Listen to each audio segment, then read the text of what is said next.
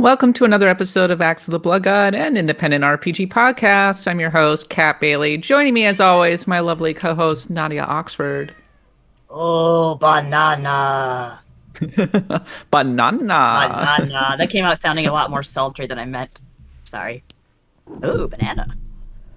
This podcast is taking up valuable DK Bonanza time right now. Right? Yeah. You're lucky we're here. Goodbye. This is This is now a DK Bonanza podcast. It is not a Mario Odyssey podcast. I'm sorry, everybody. Those are two different things. Oh, Popo. Hello, Po. Well, it's no Mario Odyssey podcast, I can say that much. Also joining me, my equally lovely co-host, Eric Van Allen. You know, they say you need coffee in the morning to wake up, but what you really need is for all of your VMAX presets to just like break at the same time, and you have to remake an entire live stream from scratch. Yeah, that'll work. I don't need caffeine anymore. This week's topic, retro handhelds, and here to discuss that with us is our special guest, Jake Steinberg. Welcome to the show. Oh my God, thank you so much for having me. Few things I like more than being a special guest. Oh, yeah. Special guest. I would even go as far as to say you're very special. Let's Very go! special, Jake, can you please introduce yourself to the audience?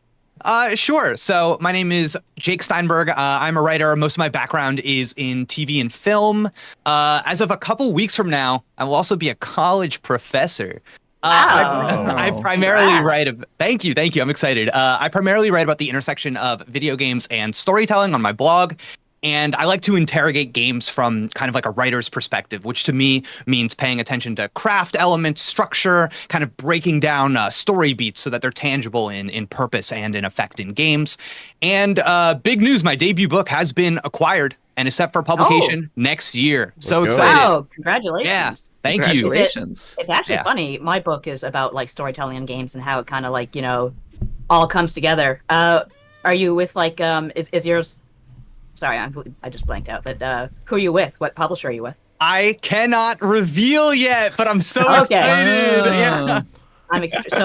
We'll have to have like a book exchange. Definitely. A book exchange. Yes. One day I'll do one of those too. You will. But first, we're going to do a podcast about retro handhelds. Business is a booming. There's a lot of them out there. It's actually kind of bewildering. Which one should you pick? Which one should you pick to play your RPGs? We brought Jake on as an expert to help us out. And of course, we all have our opinions too. I have very strong opinions on this topic. Mostly. It's okay. You can buy whatever you want, but I will judge you. But first, before we get to that point, if you like the show, please consider supporting us on Patreon at patreon.com/bloodgodpod. Your money will directly support the podcast and keep us going. We've been doing this for 10 years now. We're doing all kinds of amazing things like charity streams where we raise $20,000 for Trans Lifeline. We're playing Magic the Gathering on streams. And of course, we've got another Pantheon of the Blood God coming up for Trails in the Sky SC that's available exclusively to our patrons. So please like and subscribe and donate. As always, we also do a Twitch show on Saturdays at 9:30 a.m. Pacific, twitch.tv/bloodgodpod, where we record our weekly episodes. So go and support the show over there as well. And of course, there's lots of merch, shop.bloodgodpod.com. There's a newsletter that's available to our patrons. Nadia puts that out every week. And there's Charlie and Dropouts, our Final Fantasy XIV podcast. Each and every week, we shout out a Star of Destiny, and this week's Star of Destiny is Wa Kisoba Pan, aka Wa. Wa. Thank you, Wa. Thank you for your name, too. We like saying it. Thank you so much, Wa. We really appreciate you. Wa. All right, let's get to the main topic, retro handhelds, bespoke retro handhelds. Over the years, in recent years, there's been a boom as many developers have come around and started to make dedicated handhelds that support all manner of classic gaming. And they run the gamut Some are a lot better than others. And I'll just start by asking the panel, what is your retro handheld of choice? And Jake, since you're a special guest, we'll start with you. I've got to give it to the Retroid Pocket Flip 2. I've got it in my hands right here. You're looking at a clamshell design capable of playing things all the way up through like 3D era games. You're doing GameCube, you're doing Wii, you're doing PS2, you're doing all that stuff so easily. And man, you've got the analog sticks, you've got the D-pad controls, all very comfortable. Clamshell means I don't even need a case for it. It goes right in my bag, goes right in my pocket, wherever I need. Easy to carry around the house, easy to take out. I love this thing. Incredible stuff. Excellent. Yeah. Eric, how about you? I have to think about mine because I think there's a few different good options that we'll talk about. But I think if I had to pick one that I just would have forever, and that's it, it would be my Ambernick SP right here. Again, I think clamshell design is so peak for retro stuff, and there's something about this form factor. It just reminds me so much of the SP that I used to love carrying around when I was younger, and now it's like a perfect just fit in your pocket option for nowadays, and it runs everything I want it to run. So yeah, Ambernick SP, exactly what I want. My retro handheld of choice is the Analog Pocket. Man. Which I picked up at launch and absolutely adore. It has a gorgeous, gorgeous screen. It is extremely powerful and extremely flexible. I can play everything from NES games to Capcom CPS2 arcade games on this thing, and they run very well. It's FPGA emulation. It is primarily good for Game Boy, GBA, Game Boy Color, etc., but there are adapters for the Atari, everything from the Atari Lynx to the Turbo Express. Wow. And I think the thing that I like about it the most, aside from the fact that I can stream out of the dock, games look absolutely incredible, is the FPGA emulation, which is as close as you can really get to having an actual proper hardware experience. And I'm a little finicky about my emulation, so even though it can play GameCube and PS2 games, it is, in my view, the best possible way to play 8 and 16-bit and arcade-based games. Nadia, do you have a retro handheld of choice? You know what's funny is that, I don't even know if that was muted, I'm sorry. What's really funny is that I've just never had an urge to get a retro handheld device because that is funny, actually. Yeah, isn't it though? And I was just thinking about what you said there, and we're all talking about. I'm sorry, Jake. How old are you? 30. Okay. I'm thinking about in terms of emulation. We were there when it kind of all started, quote unquote. And when I think emulation, it's just in my head that I think of the games you think of, which are I spent my childhood pirating Game Boy Advance and and SNES and NES. Going back to all those games you couldn't afford as a kid because we were, you don't afford. The games were too expensive back then. You had your birthday money and that was about it. So It's like, yeah, I just never had the urge, especially to pick up a newer one. Like I would like something closer to the Analog Pocket because those are the games I would be emulating. The 2D older ones that probably nobody thinks about anymore. Yes, I like that they're artisanal. We have artisanal handhelds. Yeah. And the Analog Pocket and many other games as well. I've been playing Pokemon Crystal for the charity stream every year, doing my Nuzlocke run. And I have a proper Pokemon Crystal cartridge that I bought back in 2002 and replaced the battery.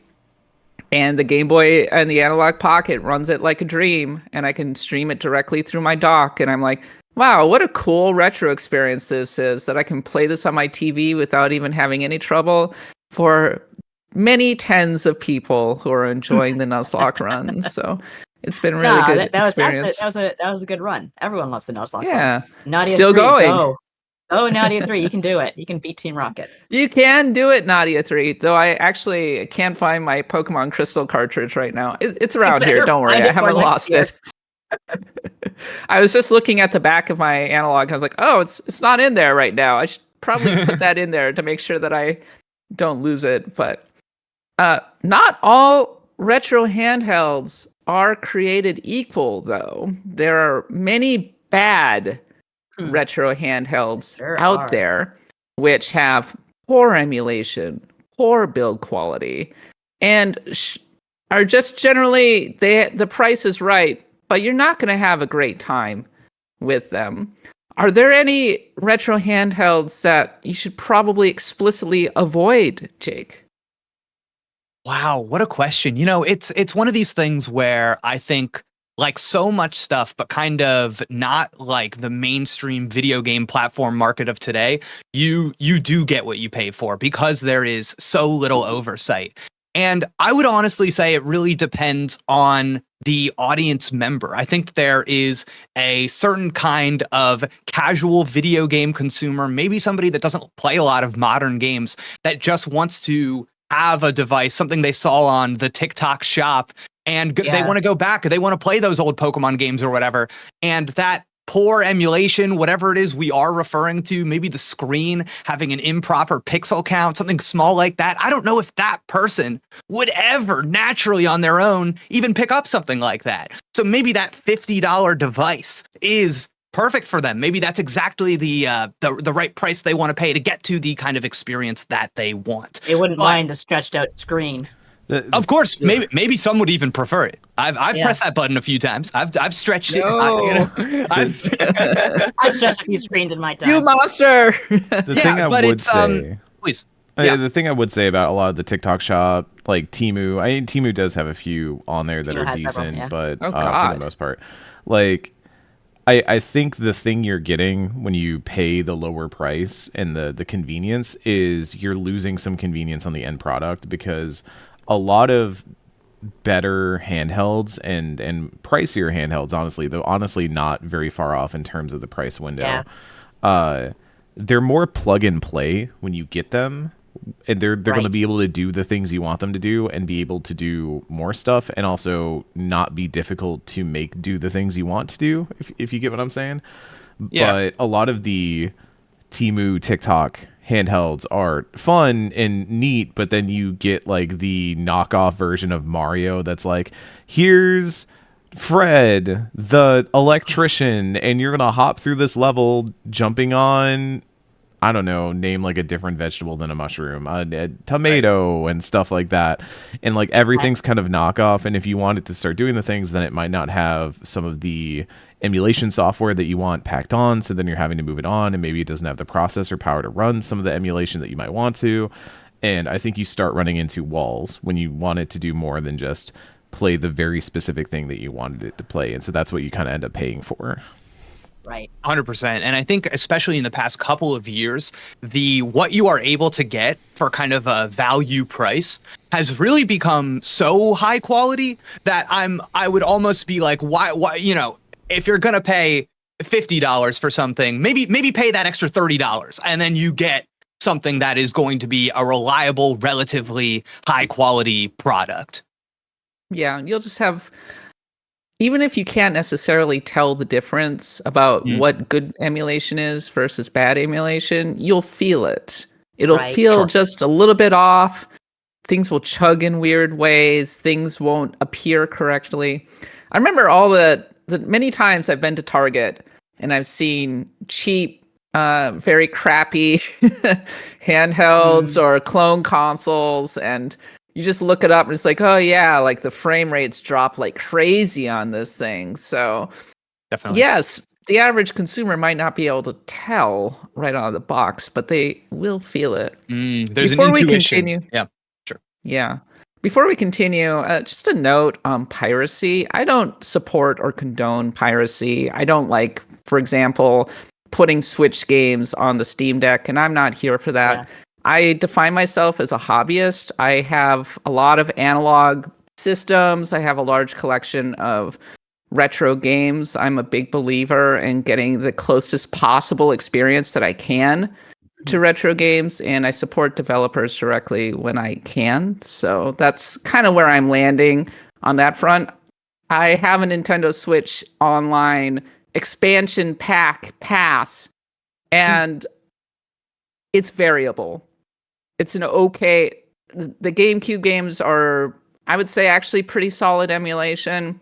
Some of the N64 much more problematic Yeah, I'm very a little excited bit. to have. I'm very excited to have an analog 3D next month, which got delayed actually. Oh. So that I can have a much more proper experience because frankly, a lot of these things can't do the N64 very well because it's a very specific, very fiddly hardware. Had a good conversation with John Linneman about this. So it has a lot to do with how it actually displays. It's just N64 games tend to look much, much worse on emulation than they do on more traditional monitors and that sort of thing. That is interesting. It was always kind of a very muddy looking system, so that would be difficult to emulate in an appealing way. Yeah. A lot of these games, you just can't get very easily at all, like the Capcom CPS boards. I love playing Puzzle Fighter on my analog pocket. Yeah, that's definitely. I love playing a lot of these, a lot of older puzzle games. I was playing. What was another game that I was playing on here that was RPG related? Oh, Pokemon Puzzle Challenge is delightful. Ooh. Yes. On the analog pocket, big go-to for me. And then I own the Castlevania collection, Advanced Collection on the Switch, but I was having a much better time playing it on the Analog Pocket, where on the Switch, it's really blown up on that screen, especially the Game Boy games. But on the Analog Pocket, it's much smaller. It's smaller and sharper and just looks right to my eyes. But for the people... So there are many options out there, and I think there are many good options. But Jake, when someone is buying a retro handheld, for example, because let's say they want to play Fire Emblem or something, or they want to play PS2 RPGs on the go, what are some things that they should be considering as they are shopping for a retro handheld beyond just the price point? Sure. I think one of the biggest when people are looking for recommendations and I'm like, okay, what do you want to play? I think one of the biggest thing that stands out to me and kind of determines a lot of which direction you're going to go in is whether or not you want an analog stick. A lot of people are going to be perfectly happy with, I think like we've been talking about kind of NES, Game Boy, Super Nintendo, these kinds of games that don't require an analog stick. And in that case, it's like very easy for me. This is one of my favorites, the Miu Mini Plus. Oh, look how cute that thing is. Yeah, this thing's amazing. And this one's been around for a really long time, and I still consider it to be one of the best options on the market. This is going to be between like $50 and $60. That's good affordable. Yeah, totally. And so much of that comes down to when you introduce the analog stick to some of these other devices, you're then imagining that the generations of consoles that you're going to be emulating, you're getting further and further along. Maybe now you're starting to think about PS2, you're starting to think about GameCube, requires a little bit more power. That's going to increase the price, obviously. When I held this up and showed this, though, this is obviously kind of a vertical Game Boy kind of device. Yeah. And a lot of people they just have that preference for the horizontal, maybe something more like the Game Boy Advance. So that's something else that's going to kind of, you're picking between all of these binaries, these dichotomies, and then eventually finding yourself at the end of whatever that perfect handheld experience is. I've got a Retroid Pocket 5 here, kind of wide, has the analog sticks. This is going very to work Vita. for... Yeah, exactly. And it's funny, like the Retroid Pocket 5 and the Retroid Pocket Flip 2, these are effectively the same device. And it really is just which form factor do you want, what's most important to you, as opposed to the analog sticks on the Retroid Pocket 5. You're going to find kind of like the almost 3DS-esque little kind of like analog sticks on the Flip. So that's of course one thing. And then finally, I would say comfortability with an OS. Yes. Big reason why big reason why I like some of these newer Retroid devices is because they're working off of Android, and I find Android to just be a super easy, totally no problem understanding it. I consider myself kind of like a techie person, and I understand like even if something as simple as organizing files and directories, making sure everything's in the right folder. But I find the way that a lot of these Android apps and Android systems run is so simple that I've been able to hand off some of these devices to friends who are not techie at all, maybe don't even play a ton of video games, and with a few simple instructions are able to put them together, figure things out on their own, and as they become more comfortable with these devices, end up going in and teaching themselves things and customizing the experience. So yeah, so I would say that kind of layout, that form factor, what you want, and the degree of comfortability with the OS. And Kat, you were talking a lot about kind of fidelity to the source material. And I think if that is ultimately the thing that is most important to you, that is going to answer 90% of the questions out there. I've got something in front of me here that this is just a Game Boy Advance, but I've modded the screen and I've given it USB-C charging. Oh, and beautiful. Yeah, adds a lot. Yeah. Oh, yeah. And I think that there is, aside from the technical conversation, I think that there's almost a more interesting spiritual conversation about how these handhelds are able to fit into our lives better than something maybe like a Nintendo Switch, which is, just kind of like a tablet with an attachable controller. And there is a kind of handheld gaming experience, and some would argue a kind of handheld game that simply doesn't exist as much anymore. And for some people, kind of emulating or getting really close to the having that high fidelity experience to the source material, that's going to be the most important thing. For somebody like me, I'm really most interested in how can I take a game that I loved, something that I remember playing when I was a kid and enjoying, and how can I best fit that into my life now? And the truth of the matter is that like playing a Game Boy Color, switching out the batteries, dealing with that bad screen, that just doesn't fit into my life in 2025 the way that it did in 2001. So God bless the color. I just really appreciate something like the Mii U Mini Plus because I can play my Game Boy game and hit that fast forward button. Use those save states. And I understand I'm getting further away from that fidelity to the source material, kind of the intention of what that game was at the time. But I'm trying to make this game make sense in my life rather than trying to reproduce an experience in an era that I no longer have access to anymore. That's a very healthy outlook. Sure. In this day and age. Heard. I like an elevated version of the original experience. I'm with you. I don't like yes, I could buy a Game Boy Color and play it on that original terrible screen without the backlight and with the AA batteries and everything. But the plastic on the flip side, I do think a lot about like, okay, if I'm playing this game, is this really good in a portable context? For example, I do have fighting games on this Analog Pocket. Should I be playing fighting games on it? I guess technically you can dock it. My friend has docked an Analog Pocket and managed to connect fight sticks to it and played like Marvel vs. Capcom on the Analog Pocket. It's wild. It's some wild stuff. We were playing various arcade games for the most part. So it's actually kind of shocking how powerful and flexible this thing can actually be.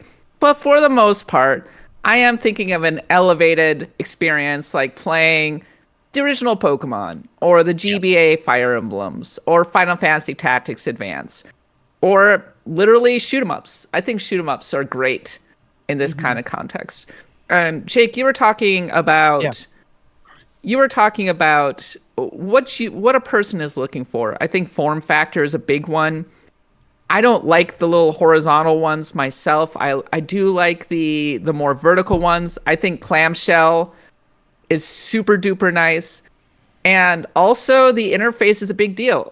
If there's one drawback to the Analog Pocket is it's pretty fiddly.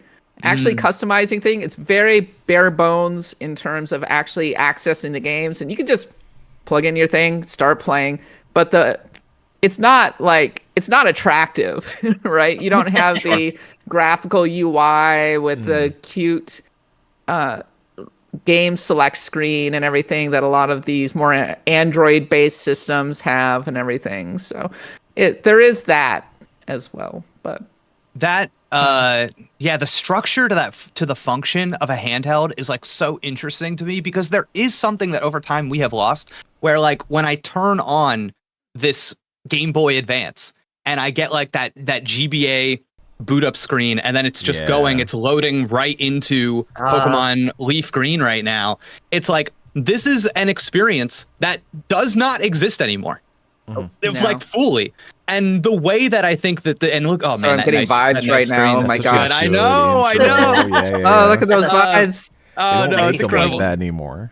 There's just something to me that I think it's your kind of experience with a game is affected by these things. And the game like does not exist in a vacuum, and it is always tied to I think the Pokemon games are such a good example like this. Like the ways that people experience and a retro Pokemon game nowadays, primarily I think you see a lot of streamers playing them attached to their computers. This is an experience of that game that is so divorced from what that original game was, and how you are, especially in Pokemon, where they emphasize the importance of your choices, your relationship to the game. The first choice you make is which version you're playing. To now kind of tie that experience to your PC, something that you have maybe a lot less of a personal relationship to. I know I have a personal relationship to this green Game Boy Advance that I've modded in the ways that I want, and I think that part of that is injected into playing the game itself. And that's what I love about a lot of these retro handhelds, is that I do think there is a degree to which I'm getting some of that. A little bit of my personality is in this thing. The one that I chose, the color that I chose, the way that I use it. Yeah, it gives me some of that back in the way that like my Nintendo Switch with its list of apps, just like my phone, it's not there. That personal connection isn't there. That device is just there to get me. It's to get me to the game, right? Why Nintendo? Why? Yeah. Why? Why? I have a question for you, Jake. Please. So, I know my analog pocket is great for 8 and 16-bit, Game Boy Color, handhelds, the kind of stuff that I would expect to be on an analog pocket. But if I wanted to play games that were, for example, PS1, PS2, GameCube, that sort of thing, is there a retro handheld that you would specifically recommend? Yes. It's going to have to be, depending on if you want the clamshell or not, the Retroid Pocket 5 or the Retroid Pocket Flip 2. I find the experience on this device to be so video game system-like in how you can set it up. And I know for me personally, I always think about like what my actual use case is with these devices in like an extremely literal way. So something that the Steam Deck, for example, is so big and so chunky that for me, like just kind of carrying it around the house is not going to happen. It's not going to happen. I'm going to sit that thing somewhere, and that's where I'm going to go to play it, and it's just kind of going to live there. But when I have these Retroid handhelds, it is something that like, all right, I'm going to the couch, I'm going upstairs, I'm sitting at my desk. It's with me that whole time, and I pull it out and I can use it in any one of these use cases that I want. So with that said, Retroid Pocket 5, Retroid Pocket Flip 2, these are the ones that I think PS2, GameCube, and especially 3DS even. 3DS, I love my 3DS. I've got three 3DS systems in my house right now. I'm a huge fan of this console. But dear God, that screen. Oh no. I don't know when the last time anybody looked at a 3DS, or like actually at a 3DS screen was. Which 3DS do you have? I've got the small new 3DS. I've got a new 2DS and a 3DS XL. I said the new 2DS XL isn't terrible. It's not great. It's definitely the best screen out of all of them. IMO. The new 3DS is pretty muddy. Yeah, and I like the small one. The small one is pretty nice just because you get that pixel density a little bit better. And all of like the new 3DS features. And then you run into this weird thing where, I've got one of those in, but it's like green on the edge. And you run into this weird thing where if you try to play a DS game on a 3DS, oh no, it's all messed up. It's all weird. It's all blurry. Yeah. It is weird. Yeah, so something I appreciate about these newer Retroid consoles specifically is that DS, 3DS, that upscaling. because it's really nice. You're playing these games at 2 times, 3 times the resolution, and turns out games on the 3DS are beautiful. Where are these ports? I ask, because I had no idea. They're married to this console with like this 240p screen, and it makes absolutely disgusting. And a lot of these DS games too, even though most of them are 2D, just like sharpening that image goes such a long way. So I end up rediscovering these games in a new context. And to circle back to your initial question, even with things like PS2 or GameCube, again, that internal resolution, scaling it up a little bit, an elevated, kind of what you were saying earlier, this elevated experience of that original thing that you are chasing, that I think makes a little bit more sense in the contemporary video game era. Yes, artisanal. Eric, you've been exploring the retro handheld scene quite a bit. What have you been learning? What have your experiences been? I want to echo a lot of what Jake has said so far. I do think when it came down to it, form factor wound up being a big determining factor for me, because to your earlier question about like, oh, what if I want to play this and I want to play this? I think if variety is your sole determining factor, if your end all be all is I just want access to everything all the time, then yeah, Steam Deck is probably your answer, because the Steam Deck is going to have no issue running, frankly, anything out there, all the way up through GameCube. I mean, Super Nintendo's okay. It depends. Oh, it can I run have Super a Steam Nintendo Deck like crazy. OLED. Yeah. I have EmuDeck. I put a lot of stuff on there. I like that you can put, for example, modded PS2 games that are fan translated, that sort of thing, onto it pretty easily. In fact, I've done some Pantheons through it. I was playing Sakura Tyson on my Steam Deck. Sega Saturn games on the Steam Deck OLED, pretty good actually. But that's cool. I wouldn't necessarily play 8 and 16-bit games on it, because it feels weird. The emulation isn't quite all there. You're basically using RetroArch, which whatever. Well, so that's the addendum, is that it's not one size fits all. You have to spend a lot of time going through settings and tinkering, and that's something you kind of buy into if you want the device that's going to do it all, is you need to also get the technical know-how to be able to approach that and be like, I'm going to spend probably more time tinkering with this before I spend any time playing with it. We were talking before the show about I took another shot at Skyrim, saying that I think people like the idea of playing Skyrim more than they like the act of playing Skyrim. But I said that because I know so many people who will spend hours and hours modding Skyrim and then boot it up and play it for about 30 minutes and then walk away, and then they'll come back. Everybody's naked and they just don't play it. Yeah, they'll come back years later and be like, "There's so many cool mods," and then they'll be like, "Oh yeah, I've modded my Skyrim and it runs cool," and it's Skyrim. I gave Alduin titties and they look all right. I'm good. My work's done. But it's funny that I think you can fall into the same pitfalls with trying to create the ultimate retro handheld experience, is that you spend forever just trying to craft this ultimate device, an ultimate space that will do everything you want it to do, and then you kind of miss the forest or you just miss the trees for the forest, I guess. I don't know. You end up getting so lost in the idea of what you could do with the space that you don't appreciate what you just can do right now. And so that's been, I was saying, on trips now, I don't bring my Switch anymore. I don't bring my Steam Deck anymore. I intentionally leave those handhelds at home because I wanted to spend more time with these, my Ambernick, and then the other one that I have I really like is my Retroid Pocket Classic with the 6-button Saturn layout. I wanted to spend more time playing them because I bought them, and I should spend more time playing them than I do tinkering with them.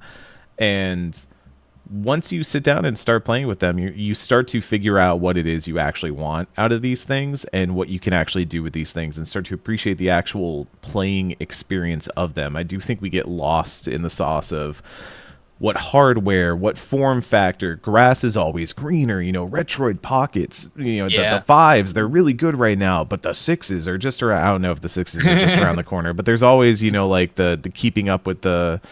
Oh, what's the old saying? Is it keeping up with the Jeffersons or something like that? Keeping up with the Joneses? Yeah. There it is. That's the one. Yeah. Wrong family. I think that was a sitcom family. but it's always keeping up with everything else that you don't appreciate what you have. One of the YouTubers that kind of got me into the space and got me to understand it really well, Retro Game Core, has a saying that he says a lot, which is the best retro handheld is the one you already own. Like, love that's what nice. you've got. And so I've spent a lot of time doing that and getting used to that and getting around these devices. And there's so much space and stuff to do with them and ways to appreciate. I think to your point earlier about the firmware, specifically the OS, not just Linux versus Android and stuff like that, but there's so many front ends that are out there now too that just are fun to tinker with and make the experience feel a little bit more, jovial to boot it up. You have like Newly and stuff like that makes it so when you boot that stuff up, you're like, you have that, oh, look at my game select and stuff. And so I think that's always the drawback here, but I do think there's just a lot to love when you start playing these systems and just enjoying these games, because that's what they are. That's why I buy them, is because I want to appreciate some older games. A lot of games that I missed fell by the wayside. Yeah, it's almost like two separate hobbies, right? It's like there's the mechanic or the people that love cars, and then there's like the race car drive. Go ahead. No, and I almost feel like so much of video games, I think we know this, is like when you're an early adopter to anything, like I got my Nintendo Switch 2 on day one, I'm getting all these games on day one. It's like part of it's I want to be in the conversation. Part of it's like I like participating as a fan of this thing, and that is part of the experience. It's like I love NBA basketball, but sometimes when I have a friend who doesn't watch sports at all, definitely doesn't watch basketball, and I go, this is really great, and I sit them down in front of a game, they're not getting 100% of what I love about it, because half of what I love is off the court. Half of what I love is this thing that I'm participating in as a fan. Yeah. And I think that there's like I want to get a retro handheld so that I can play this game. And then there's, I want to get a retro handheld because I want to expose myself to this world. I want to build this thing. I want to, and participate in the, I don't know, in the, what is it, like the Reddits, I guess? Wherever these conversations are. Yeah, wherever these conversations are. And and I think both of these things are fun in different ways. Yeah. Kat, let me throw a comparison out that will relate to you specifically. It's like this, I know. I was thinking just, the same thing, but I didn't want to bring it up because folks at home, I'm holding up a Magic deck. I don't want people to take a shot and be like, "Well, here comes the Magic comparison." No, but it is, because it's like brewing, yeah. Yeah, well, it's the same thing. It's so, I mean, my personal Magic journey was Final Fantasy came out. I'm gonna give Magic an honest shot this time. I bought the Commander decks. Okay, well, Tidus is my favorite, Final Fantasy X, and I want to like play the Tidus deck.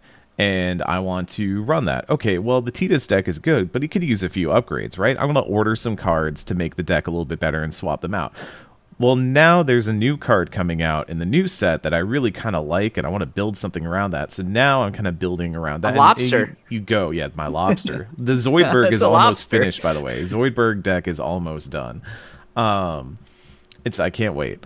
But it is the same thing, and I pointed out because it's just hobbies, right? It's enthusiast hobbies, and it's so easy to fall down the quick sandpit of going from, I kind of like this thing, oh, I'd like to play Fire Emblem on something that looks like a Game Boy, oh, I want to play Magic with my friends, to, oh, now I'm spending several hours combing through Reddit threads trying to find like people's opinions on this one obscure OS and how I can make it function with the thing I want it to do, because I want to be able to play a Fire Emblem at this level of bilinear scaling or whatever and stuff like that. It's like, okay, you can fall down the landslide, and I think it's okay to fall down the landslide, but you got to stop and smell the roses along the way. You got to appreciate the magic of what's happening. Yeah, I have a quote for you, Eric, and this is not me shutting you down. Do not cite the old Magic to me, which I was there when it was written. The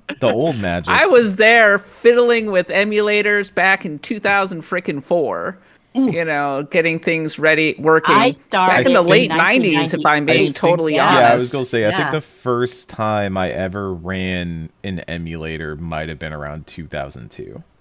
That sounds about right. So I have much experience, much experience. I was gonna say 2001, but that being would set up up until a really like terrible 2 in the joke. morning, 2 in the morning, getting everything running on my Steam Deck OLED just so. And you're right, fiddling is part of the journey. I think the thing that I appreciate the most out of being able to play a lot of these games that are just not that accessible, really is I would never be able to play Panzer Dragoon Saga. Yeah. Or be able to really appreciate Sakura Tyson without these fan communities that are coming together, making these games available, translating them. And we do have an availability crisis in this industry. I think the Video Game History Foundation was saying that a huge, maybe as much as 90% of games are out of print. That's a terrible number. So sad. And I think you should support well-made retro collections like the Suikoden 1 and 2 HD remaster, which has been supported and I think is by and large pretty good. And things like that. A lot of these games are coming out in collections, and that's really great. But a lot more of them are just not that available. Sega Saturn, for example, is a system that I started to get into more in terms of collecting around it and experiencing. Not only am I able to play these games that are out of print or very hard to find, but I am experiencing games that I totally missed back in the day. I did not own a Saturn. So I was getting Princess Crown, for example, or games like that. What's it? Dragon Force? Dragon Command? Dragon Force, yeah. Like the band. Maybe I'm totally missing it. Tokimeki Memorial. Yep, sure. Shining Force 3. There's a whole bunch of really terrific RPGs on the Sega Saturn. Right? Mother 3 was a big... Yeah, Mother 3 is the one that a very big moment. Everybody points at, yeah. Yeah.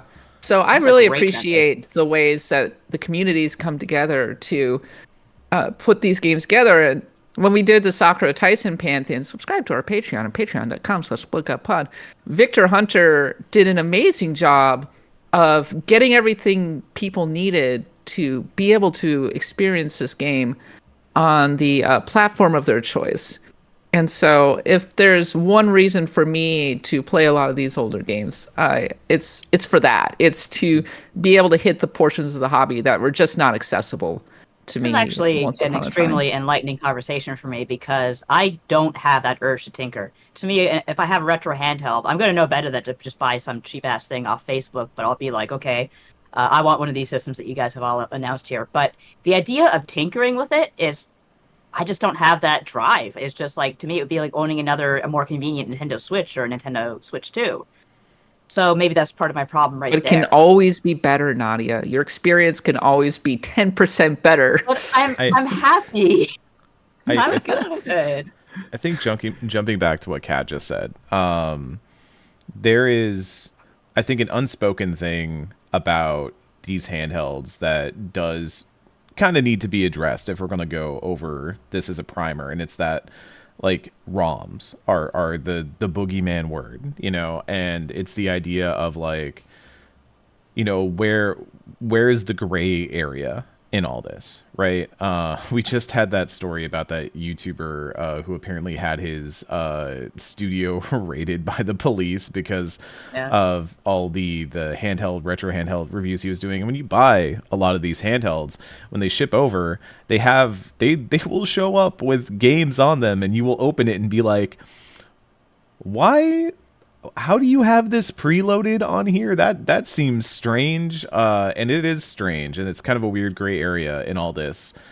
The thing I will say is that, going back to what Kat said, we have a preservation problem in games, by and large.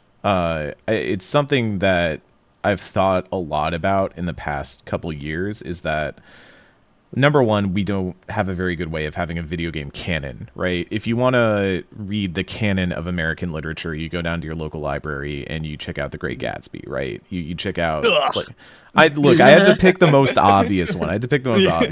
You get some Emily Dickinson, some Walt Whitman, you get like some American Virginia authors. Woolf. Yeah, some Virginia Woolf. Freaking Whitman. You go check out from your local library. And libraries do have video game programs. But games are uniquely problematic in that you need specific hardware to play them. The game has to run on said hardware. The game has to function on said hardware. There's a difference between being able to boot an executable and being able to play the full video game without it having crashes and all that kind of stuff. And you need to be able to experience it in that way. And we don't have a lot of great methods for that these days. Yeah. You can check out a book, you can rent a DVD, even streaming sites exist, although there's an entirely separate conversation to be had about how streaming has also made this a real problem in the realm of music and movies and television and stuff like that. But for games, there's a unique hardware problem that we are still dealing with. And a lot of these emulation things, we talk a lot about these handhelds, but you can also do this on your computer. You can do this on your iPhone. You can do this on your Android. Like, all of these things can run that software and play that stuff. And I think we're starting to reach a breaking point where people want access to the classics. I've seen a lot of younger generations, TikToks and stuff like that, get really into the idea of having a bespoke electronic handheld that plays old games. And that freaking rules.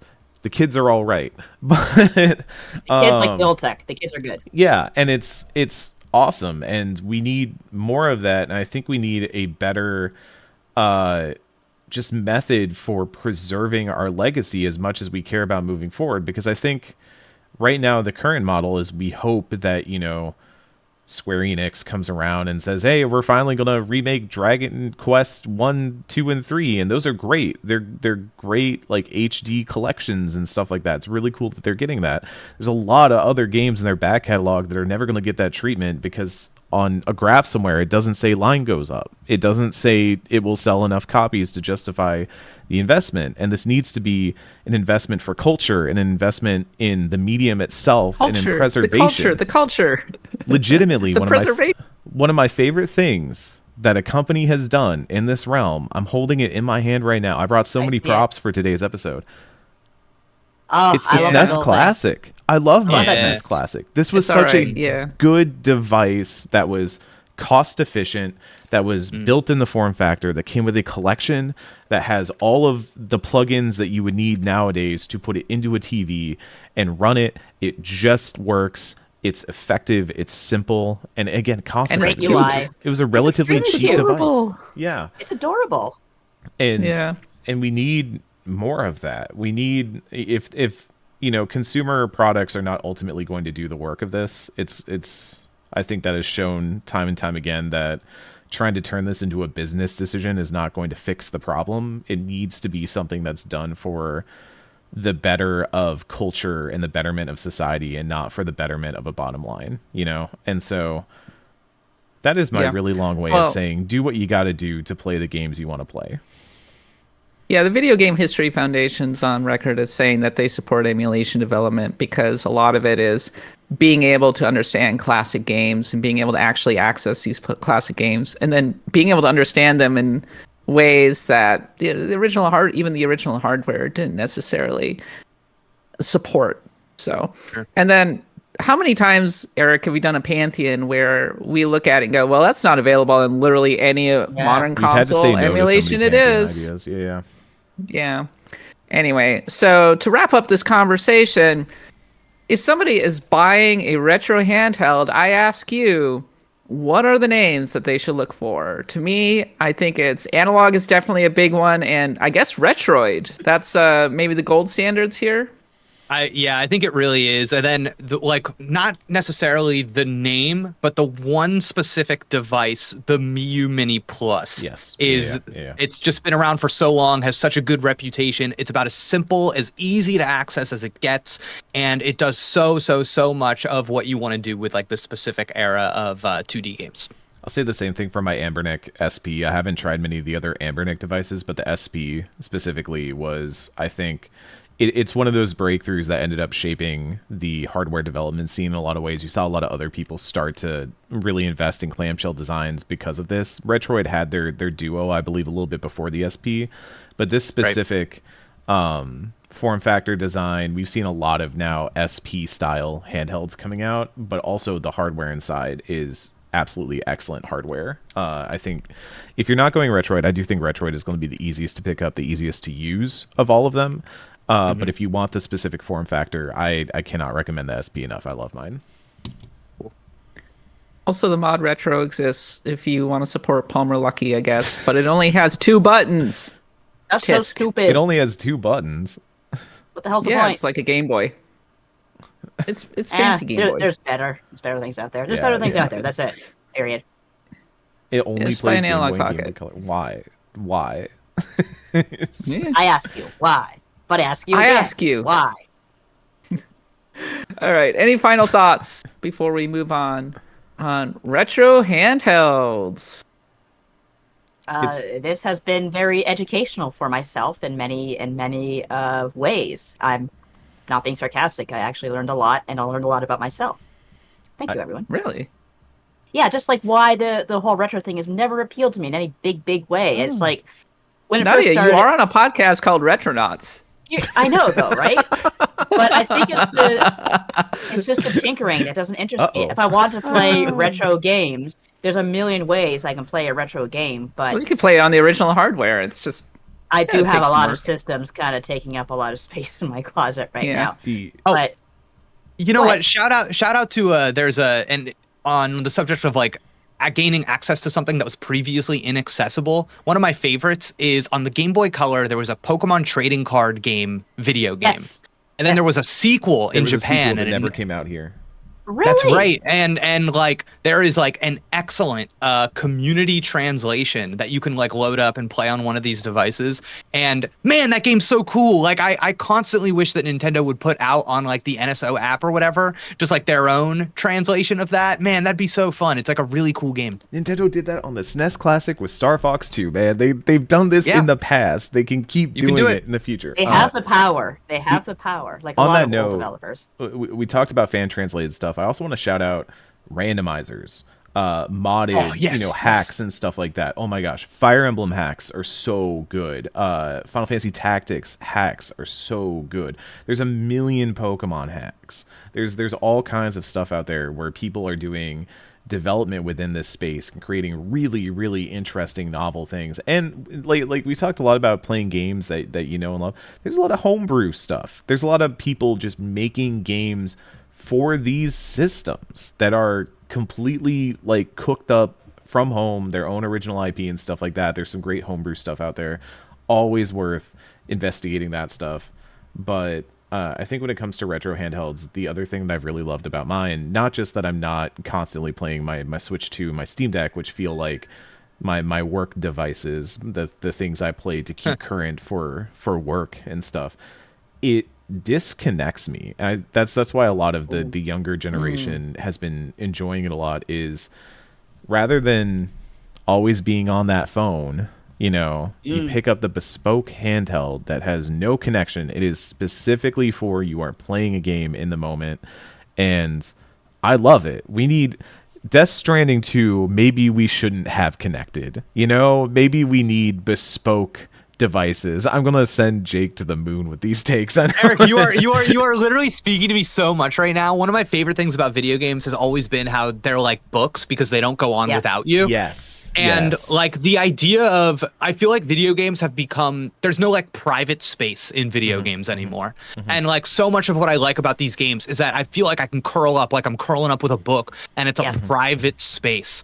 And like, man, that is so powerful. I completely agree. Yeah, it's awesome. I value. Go ahead. I need a bumper sticker that says like my third place is my Game Boy Pocket. I value private gaming experiences as someone who grew up with brothers, and they'd always be looking over your shoulder. You're playing on the TV, saying, "What is this stupid thing? This looks gay." That kind of stuff. A little Mario baseball for you.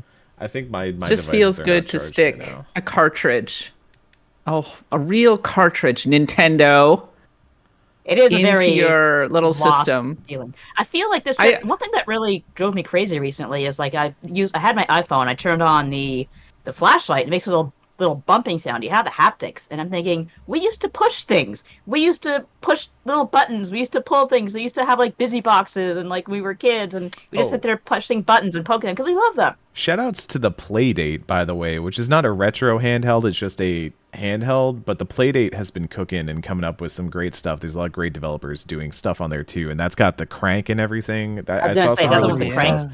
Yeah, nice. I think the Playdate's been a really cool innovation. But we like the handheld that, like Jake is saying, a book. I remember when I was younger, I used to carry books with me everywhere because that was the thing. It's like, okay, you're waiting at a doctor's office, you're in between classes at school, you're out on the schoolyard, maybe you don't want to play during recess, you have your book with you and you read your book. Yes. Nice. Yes. Oh, you're plugging yourself. I'm just plugging the book I'm reading right now. Yeah. No, this is just what I'm reading. Yeah. Oh, that's what you're reading. Okay. This is the Kelsey Lewin. Yeah. Hell yeah. Yeah, cool. I've been trying to do more of that in my life because I think it's better for me than constantly being attached to social media and scrolling and all that kind of stuff. And retro handhelds fit that.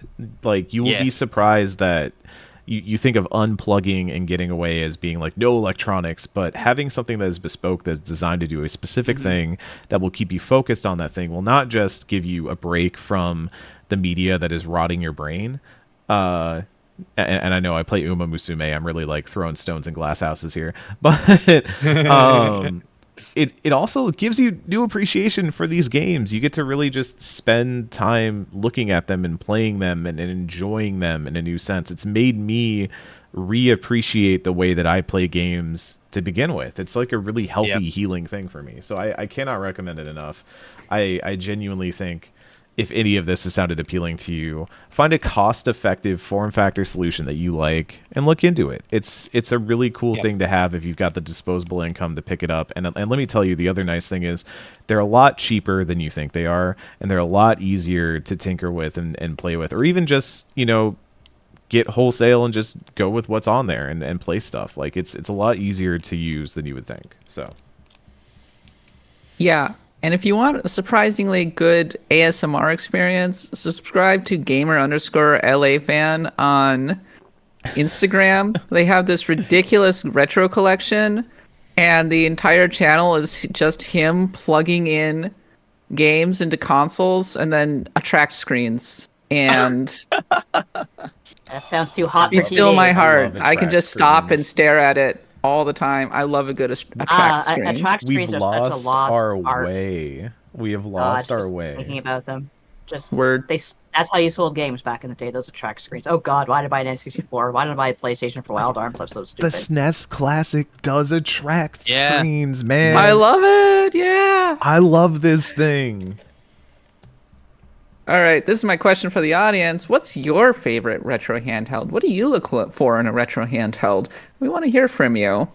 And we'll continue talking about this over on the Discord, which you can access if you're a patron. All right, that's it for our discussion about retro handhelds. We'll be heading into random encounters in just a moment. But first, a word from our sponsors. All right, it's time now for a series of random encounters. Elden Ring Night Rain is getting its first round of Everdark Sovereign Enhanced Bosses starting July 31st. Eric, are you still playing Night Rain? It's second round. That might have been a typo on my end. Next round. Next round. Round. Yeah. Second round. Round 2. Fight. Round 2. Fight. I might go back. Not to turn a random encounter into a longer encounter. I've seen a lot of takes that are like, oh god, it's a mini boss fight. I've seen some takes that are like, Night Rain, what can it do to survive? And I'm like, oh, it came out, it was really successful, people are playing it, and then they might stop and not come back for a couple months, and that's but okay. Is it Fortnite sized? I don't think so. I don't know. If you're saying that and you also don't like gacha games, then you don't see the hypocrisy in your own statements. That's all I'm going to say. Breaking news, dead game. Sorry. Yeah. Oh yeah, that's all the time. Minecraft, dead game. Final Fantasy 14, dead game. It's all dead games. Billions of players, dead games. Night Rain's really cool. They do some cool stuff with those Everdark Sovereign fights. I really like the Sentient Pest one. I thought that was really fun, making it a Voltron and then giving it a third bug. That's great. Love it. So I can't wait to see what they do with Libra, who is just a boss that gives you a Faustian bargain. I love Faustian bargains. I love Faustian bargains. Yeah. I love a good Faustian bargain. Valve has introduced new rules banning certain kinds of adult content in response to payment processors. Final Fantasy XIV is ending Windows 10 support in October, but that's going over really well with the community. People are very happy about that. I play on the PlayStation 5, so I'm just like, fanning myself and being like, I'm going to just drink a drink and enjoy myself. But yeah, have fun with that. Sorry. Oblivion Remastered Studio Virtuals has joined the many companies in 2025 that are doing layoffs amid company restructuring, which is really disappointing, honestly. Yes, extremely. It's just the usual a sign, again, that no matter how well you do, no matter how good you are at your job. I actually made a hit skeet. Oh my god. Right before coming on. Oh my god, a hit skeet. Basically, I was saying how when you play a game like Donkey Kong Bonanza, it's just a game that you can tell was made by people who know how to make games and have known how to make games for decades and are teaching other people how to make games and not firing them after 3 years, And that's why you have Donkey Kong Bonanza. That's how you get Donkey Kong Bonanza on top of a management that doesn't suck ass. But that's a whole other thing. So it's just frustrating industry. Like, I don't know who they expect to buy. A real brain drain in the American games industry in particular, because so many people are getting laid off and then just leaving and never coming back. Yep. And when you lose that experience, I think it does start to reflect in the kinds of games that you end up getting. And I think it's at least one reason why at least the Asian games industry feels very far ahead of the North American games industry right now. Is that have workers? You can't replace them with AI. It's just not going to work. And it's so frustrating to be alive and to see these idiot Nepo babies who, like, what do we just have? Like, people who think that they have the crappy ass game idea. And since they have no imagination or no humanity, they're like, make this crappy ass game idea I have. Oh, you're all fired. I'm going to have AI make it. But Nadia, I can make a chat bot that looks like the blonde girl from Death Note. All right. That's what we can do. I saw that and I'm like, why is she back? Kira, come save us, please. We brought back Misa Amane. Wow. I couldn't believe that when I saw it. And the stupid panda, the red panda. Like, how dare you defile red pandas like that? Monster. Sorry, Red. Cyberpunk 2077 patch 2.3 has been revealed, among other things, letting you chill in self-driving cars while you watch the Night City sights. Can't believe it's also going to have self-driving cars. New quests, new content, more. And it makes me want to go play Cyberpunk again. It's one of the best experiences I've had this year. I would love to go back and play it. Yeah, I'd love to get the Switch 2 version and play it. Don't play Cyberpunk. I played Cyberpunk on my Steam Deck OLED. If we're talking about the medium for enjoying these games, that's the kind of game you play on a high-powered system. You don't cut corners on it if you can. Yes, but I have seen the Switch 2 version in action in handheld mode, and it looks incredibly good. Like I have that Switch 2 version. How does it run Phantom Liberty? I've not seen Phantom Liberty. I was just watching friend of the show, Kenneth Shepard. It looks fine it looks good on Steam Deck OLED too. But then you get to Phantom Liberty. Okay, fair enough. It looks incredible if you do not have a reference point for how it could look. If you have no reference, then it is incredible. If you've ever loaded that game up on PS5, you're going to load up that Switch 2 version and you're going to go, wait a second. In fairness, I understand that not everybody can afford a super duper high powered system, etc. So if you want to play Cyberpunk, play it however you can. It's an amazing game, and the Switch 2 is as good an option as ever. It is. But if you can, play it on a high-powered system. We don't need to relitigate the Pantheon or anything, but it is kind of crazy that Cyberpunk might be one of the best current RPGs out right now. If I was just if they came to me and they were like, I haven't played RPGs in the last 10 years. Yeah. I haven't played an RPG in like half a decade. What should I play? It's crazy that Cyberpunk is probably at the top of that list. It's up there. Witcher 3 still. I just love taking Baldur's Gate 3. the Jackie's. What do you Can I call just it? point out that these are all motorcycle. European studios that made these games? But there's also Metaphor. I would put Metaphor on that list. I think So Metaphor Japanese, conspicuously absent North American studios. The biggest one we've maybe gotten recently is Starfield, and that Avowed. I will now admit was not good. I would put put Avowed not at the top of the list, but I think Avowed can make the list. Avowed still going. Yeah, we still got Obsidian, still cranking along. I've doing heard some pretty very well. good things about Avowed. I want to go back to it and finish it. Is Obsidian the best North American RPG developer right now? That sounds like a show topic. Well, they sure ruined Write that one down. BioWare. I'm sorry, BioWare. Poor BioWare. Speaking of Avowed, it's now Steam Deck verified. Hey, with its 1.5 update, Metaphor ReFantagio has sold 2 million units worldwide. The Pokemon Company is teasing something for the July 22nd Pokemon Presents, showing Pikachu in front of a turntable. We do have an update on this. I think it was this morning, and Jake, you pointed this out in the notes. I believe they've confirmed that there will be a DJ Pikachu set or something like that. Yeah, they're going to have a set. Yeah. I'm disappointed because I was really hoping it was some sort of like Theat rhythm type thing with a DJ Pikachu. I would have been so into that with like the music from throughout the years and stuff like that. Nope. No. Look, DJ. Don't you think he's getting? But like, you know, don't you think maybe there's like context that has yet to be revealed about this DJ Pikachu thing? Yeah. Like, what if in that? No, I agree. Obviously, they're just gonna sell merch. They're just gonna be like, we made a new figurine and a plushie of a DJ Pikachu. Is there any chance he's getting ready for the 30th anniversary? He's throwing a party. They're getting, you know what I mean? They're gonna. This is just the beginning. You know, if you flip the month and the day of the Pokemon Presents this month, that's Pokemon Day, baby. That is. Here's what we're going to get in this Pokemon Presents. We are going to get updates to games like Pokemon TCG Pocket. We are going to get a lot of new footage from Pokemon ZA.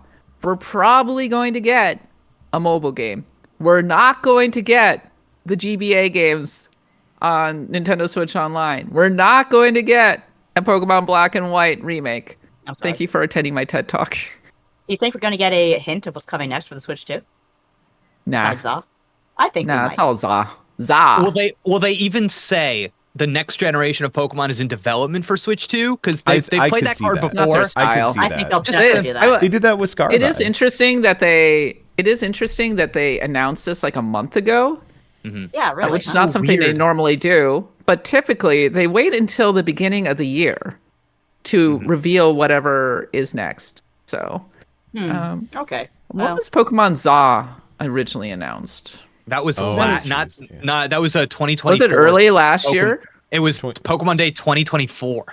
Yeah. Yeah. It was okay, so that's early in the year. Often they reveal their new games on Pokemon Day. So I would not expect to hear anything about Gen 10 during this Pokemon Presents. If we do, maybe it'll be a tiny teaser. Like, it's happening. They're in development. So give me a Pokemon game, a Pokemon expansion where I play as Arven in Scarlet and Violet. That was so fun. I loved that. That was so much fun. It's gonna be one of my favorite RPGs this year. I have a weird question for the Pokemon experts here on the podcast and in the chat. Every Pokemon has taken place on a different continent, right? That's all based on a real life location. For the most part, yeah. Are they starting with Gen 5? Are they going to start running out of places eventually? Like, when do they have to repeat? Yeah, are we going to have Antarctic? Are we going to do Canada? How about North Africa? They have so much That'd time. Be fun. They could. Let's do They Canada. could do that. Canada Pokemon would be kind of crazy, actually. Mexico Pokemon. Yeah. The real life inspirations, they kind of bum me out, to be honest, though, because like the last one was based on Spain, and like what that amounts to is like 3 things. And I'm like, oh god, this is like, it's like the worst version. It's like, oh man, this NPC will say buenas every so often. It's like, it's so weak. I get the impression that they have ran out of time with that game, but when I played it with the Switch 2, I really enjoyed myself, and I really wish they'd had more time to finish it. Hey, that Switch 2. Set it in the Arctic and have it be like the thing. but with there's a big crater in Pokemon Scarlet and Violet, and I think that could be like big. It gave me SMT energy. Strange Journey. Oh, Nadia, the end of that game goes so crazy hard. I had a great time. That was so much fun. I love that final act rips. Agreed. Like running around with your pals and stuff. I was like, why weren't they doing this the whole game? Like it's so good. Yeah, it's cool. We're surprisingly close to Tokyo Game Show, and Octopath Traveler co-developer Acquire is reportedly showing 3 games at this year's show. Project Tremor, which features city-shaking kaiju battles, Project Umbra, which is dark fantasy hunts, and Project Shadowcar, which is a shadowy espionage thriller. This is all under a new publishing deal with UAE-based publisher Red Dune Games. Bethesda veteran and father of Elder Souls, Julian LaFay is stepping back from game development due to advancing cancer to spend time with loved ones. A report alleges a Dragon Quest VII remake is aiming for early 2026. We already did that. I know. We already did a Dragon Quest VII remake. We're doing it again, baby. Remake 5. Remake a good the one. leftovers. It's still Remake good. 8. Give us 5. At least give us the DS games on the Nintendo Switch or something. Why 7? Why 7? I mean, I don't hate 7. I actually like the 3DS version quite a bit, but there are much better Dragon Quest games out there, to be completely honest with you. I have bad news, Tim Rogers. Dragon Quest VII is not good. Oh, is he a defender? Good for him. I appreciate the he's drive. A defender. He defends. I've heard him defend it. It has its moments, but it's that game will really exhaust you. Yeah. Remake 9. And finally, the Legend of Zelda movie has its leads. Benjamin Evan Ainsworth will play Link. He's like 16 years old, and Zelda will be played by Bo Bregason. I don't know how you pronounce their name. She's like 21. She does look like the spitting image of Zelda. The Link actor, jury's out, I suppose. He has looks like dark curly hair. Are they gonna dye his hair? Give him a wig? I don't know. They got movie magic. I think they did the right thing in picking some relative unknown actors who are of the right age. Because I think trying to slap Timothée Chalamet into a green tunic would not have gone very well. No, I feel like the Sydney Sweeney Zelda would have gone crazy, but I think this approach for the movie they're probably going to make. I think it works. I think it's a good. I think that basically they have the idea that there's going to be more than one Zelda movie, because of course there is. So they have these kids who are going to grow into, not to invoke the name of Turfling, but like the Harry Potter kids did. Oh, yes, we'll see. Yeah. Well, yeah, maybe. Okay, so if you think about Zelda, there's young Link, who's what, 10? Approximately. And then you have he's adult 10, Link, 17. Who's like maybe 19 or 20. So is Benjamin Evan Ainsworth meant to be adult Link? It doesn't matter. It's going to be a story about Link. If I had to guess, I don't think it's going to adhere to any. Is he going to talk, or is he just going to go? Yeah.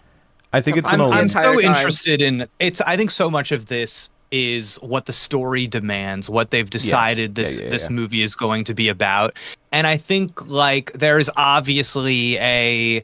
I don't know, like my background's in film and TV, and if it's like me, this movie opens up with Chris Pine Link fighting Ganondorf and he loses, and then maybe 100 years later, now we're closing in on this young kid. Who is he? He's the Link now. He's the oh my god, this call to action now, the chosen one. I'm just a kid. That awesome Chris Pine Link, he just got killed. I'm supposed to, and then, So, I don't know. It's like there's so much that you could, what the framing demands of who these characters are, what their relationship is to, like, the Link mythos, the Zelda, so, yeah. I think the Link to the Past story gives you the most cinematic, easy setup where you have this unassuming kid. His uncle goes out, you have kind of the Spider-Man moment of, my father figure has fallen trying to save the world. I'm being like given this quest. I'm in over my head, but clearly the world needs a savior and I've been called to action. I think you've got like a really natural hero's journey arc to that of just creating this very smooth thing. It doesn't need to completely adhere to Link to the Past. I would be surprised if we see time travel or kind of kooky stuff. Maybe we see some magic, but even that feels a little bit out there. I feel like we're mostly going to get sword, shield, bow, hookshot Link. Probably not a lot of probably not a lot of like, oh, here's, the fire rod or something like that, right? Or, Link goes into a wall, like Link Between Worlds and stuff like that. I think we see some magical monsters, but we don't see Link doing. I think Link is going to be a very classic sword and board hero type, and we just kind of get the hero's journey through him. But you can do a lot with the supporting cast. You can make it feel very magical and wonderful. I think the big thing for me is whether the tone hits, and I think this might sound crazy because I haven't seen this movie, but vibes wise, I feel like it's the same type of vibe. If they can nail a How to Train Your Dragon type approach, I think they're going to be on the money. Great pool. I've never seen that movie, but I know enough people who like that movie, and I've interpreted the vibes enough that it seems like they struck a good balance of telling a fantasy action story been reading that's the for the vibes. children. I'm an empath, by the way. I've been sensing the vibes. I think that's Eric, those movies are structured. They kind of have like a very traditional structure to them, but I think that makes them really strong. They're they're adapted from a book series, and I think you can see kind of a lot of that. That like salience. Avoid the Aragon pitfall. Do not go down the Aragon pit. All right, we need to avoid the Aragon pit. Aragon was so bad. It's so mid. As a child, it's being developed. Was worse. It's being directed by Wes Ball, who did the most recent Planet of the Apes movie. And if you look at that movie and you see a lot of the green. Green Apocalypse, you can start to see the outlines of what a potential Zelda movie might look like. And I think that if you're making this movie, you need a lot of quiet spaces, a lot of wide shots, a lot of beautiful scenery, a lot of outdoor moments. And you need amazing costuming. Just incredible. Because the worst thing this movie can look is cheap. And I don't think it will, but I do worry that it's going to be kind of cheesy because there's a lot of, it makes me think of live action anime and how so much live action anime just falls apart. Terrible. Yeah. If anything, I feel like the optimal Zelda movie experience is a hand-drawn Ghibli-esque kind of experience that's very stylized. So there's live action I'm less sure about. The problem with live action fantasy is that it kind of falls between two places. It could be like Game of Thrones or, what's that, Eric? Let me throw another mix up at you because this one I have seen. I quite like this movie. I don't know if y'all have seen it. Honor Among Thieves, the Dungeons and Dragons movie that came out recently. I hear it's good. I quite enjoyed. That's what that movie's called? Yeah. It's called Honor Among Thieves. Is a Dungeons I love that and Dragons movie. That was a comedy. Absolutely. Yeah. I think that is also an excellent blueprint. Because I would also say that is mostly like an all ages movie. I think most families could go see it. We're talking about all this, and they already made a Zelda movie, and it was called Legend, and you should all watch it. I mean, my perfect Zelda movie, if I got to make that Zelda movie, is just the Green Knight, but replace like it's just Link. Yeah, but Reb Valentine was saying Green Knight. I'm glad you mentioned that. The Green Knight is maybe one of my favorite movies of the last 10 years, and not enough people love it. It's so excellent. It's so good. I'll watch it. I mean that begs the question. So you were mentioning D&D. D&D is a loving tribute to, or Honor Among Thieves is a loving tribute to D&D and all things D&D. It's also very humorous, tongue-in-cheek. Will Zelda go in that direction? I don't think so. I think so. I think it has to. It will be goofy. Zelda's goofy. It is goofy. I love goofy. This is the same thing that happens with Final Fantasy, where everyone's like, Final Fantasy has to be Final Fantasy is funny as fuck. We could talk about this in the tavern, but like I've been playing Final Fantasy 9 finally. Haha, you're all right. And we're in the tavern, Eric. Okay, just so you know, we're by the fire. I finally started Final Fantasy 9, and no one sold that game to me as it might be the funniest Final Fantasy. It's actually hilarious. Did you not listen to me last week? I just spent the whole time talking about how funny it is. To be fair, I was trying to win an argument argument against you, so I was purposefully not listening to half your argument so I could argue against it. Eric. Damn, Eric. But Final Fantasy IX is like really funny. Legend of Zelda is extremely funny. Even the newer games like Tears of the Kingdom and Breath of the Wild, everybody remembers the big emotional moments. But those games are also really funny. They have a lot of really good goofs and gags. They have the dude that has to hold the signpost up, and you have to like build things to help him hold the signpost up. You know, I think something I'm excited about with the live action Zelda movie in particular is every single Zelda game I've played, you've got all of these different like races and all these different kinds of people that make up the world of Hyrule. Yes. And I think in our heads, like structure wise, you can totally see how you're chasing all these different MacGuffins in different kingdoms, and you're like creating this party, and everybody kind of fills a different role in a classic 4-quadrant movie, right? But I think something I'm excited about that the live actionness of the movie will put forward that's different from the games is the idea that when I'm playing a game, I do kind of feel like all of these different kinds of people in a cartoon sense, they all kind of work together and they fit together, and everybody speaks English, and it's all like, it is what it is, like it's okay. And there is a foreignness, a weirdness, a like very kind of like physical, like we are different. That is going to be apparent in a live action movie when you have a human going up to this weird Goron rock monster. And it's like, what is that going to, is that kind of character going to be as friendly as it is in the games in a kind of like in that soft sense? Whereas if everything were animated in kind of like that Ghibli style, I think there is a degree to which by virtue of every person, every character being drawn with the same tools, they are already connected. Yeah. I agree. Yeah. I'm looking forward to it. We don't know anything about this movie, just that Nintendo is extremely possessive, extremely secretive.